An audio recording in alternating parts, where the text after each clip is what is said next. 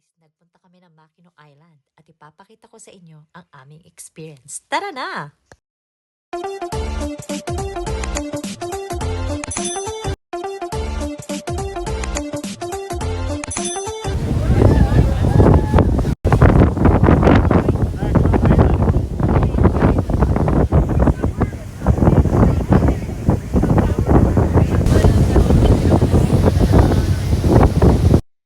So dito makikita nyo na sumakay kami ng ferry from the mainland going to the Mackinac Island. Yan, pakaway-paway pa kami dyan ng aking asawa. Bago kami dumaong sa island, nagbigay ng paalala yung aming captain. Ayan. So, bali sumakay pala kami sa Shepler. Basta yan yung sinakyan namin na ferry. Okay?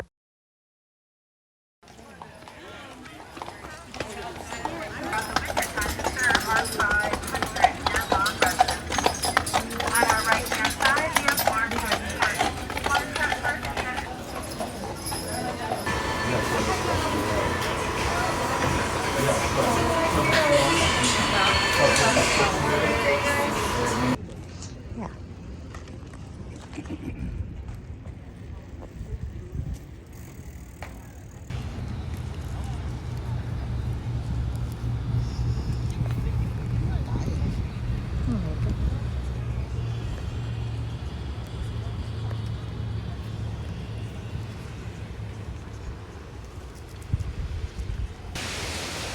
Whoa.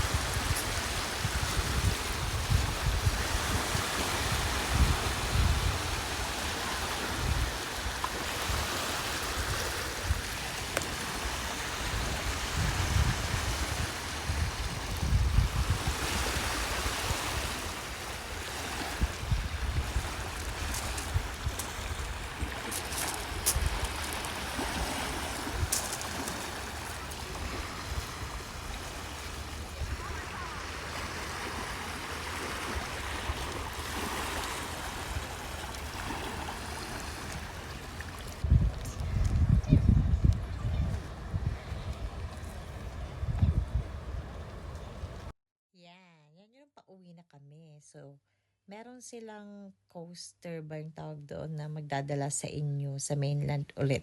Pagkatapos yung sumakay pabalik ng ferry, may magdadala sa inyo kung saan kayo nagpark ng inyong mga cars kasi bawal ngang dalhin yun sa island. Okay? So, yatin nila kayo free yan. Wala kayong babayaran. Yan. So, nandyan na kami sa daan. Pabalik na kami sa aming sasakyan dahil gogora na kami niyang time na yan. Okay lang. Shepler, there we went. 1,000 feet, turn left onto North Huron Avenue.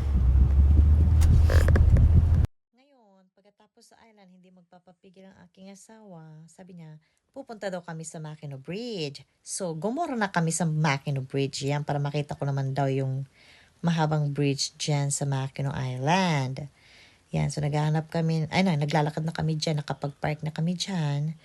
So, ayan, made to be seen. Sabi yung mga history nila. Yan, maganda dyan kasi parang may mga, ang daming lighthouses dyan.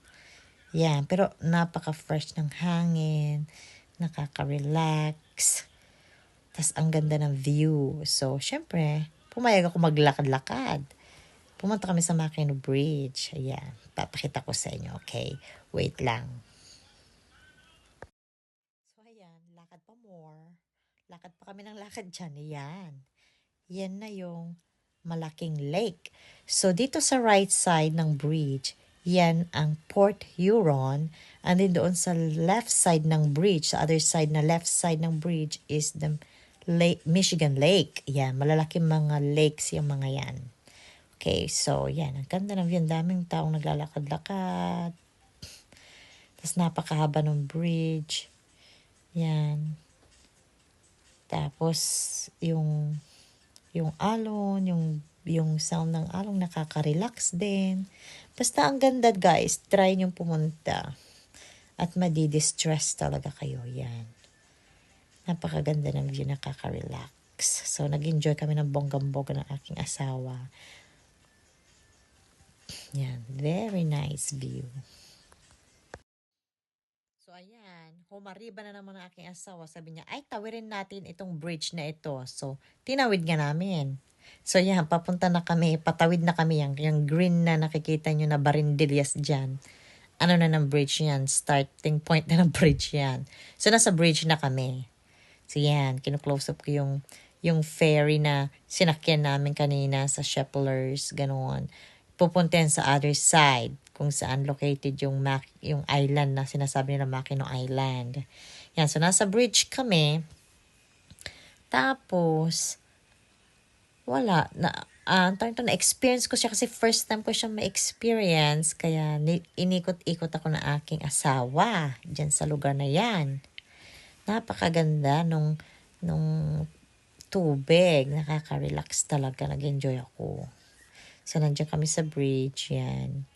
Yan yung sinasabi na Makino Bridge, yung mahabang bridge na meron yung festivities sila na parang sinasara nila yan. Tas ang daming tao na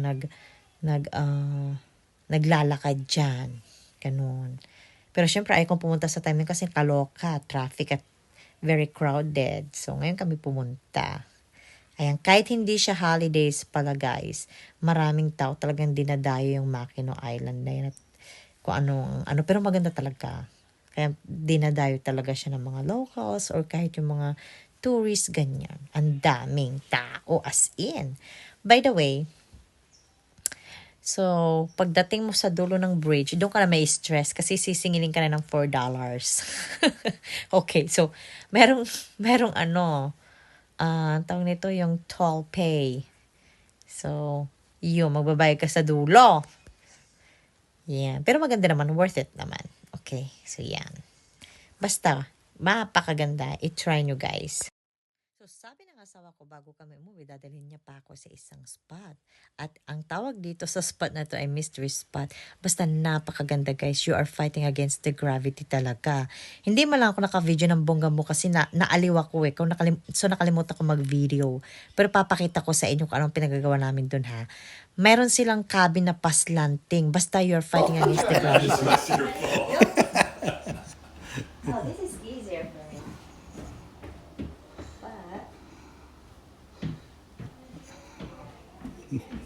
Both. Same. Yeah. One wasn't easier than the other? I feel like coming back is more easier than the first. So down was going a little bit Yeah. easier? It's pulling back. It's pulling me up right now. Coming down is normal. Yeah. So which way do you Basta guys, maraming pinagawa yung babae sa amin, yung tour guide. Basta try nyo na lang. We visited the Makino Island. And what's the other one, Mahal? The Makino Bridge. And we just got done what's that? Exploring the mystery spot. No? Yeah, so pauwi na kami guys. Thank you for watching. Babalik na po kami. Magto-toll pay na naman kami. Proceed on I-75 south. Baka mag-aircon kasi malamig na sa Yeah, use the outside air. So guys, yan yung ating dadaanan. Whoa, dadaan kami ulit sa bridge. Pauwi na kami, guys.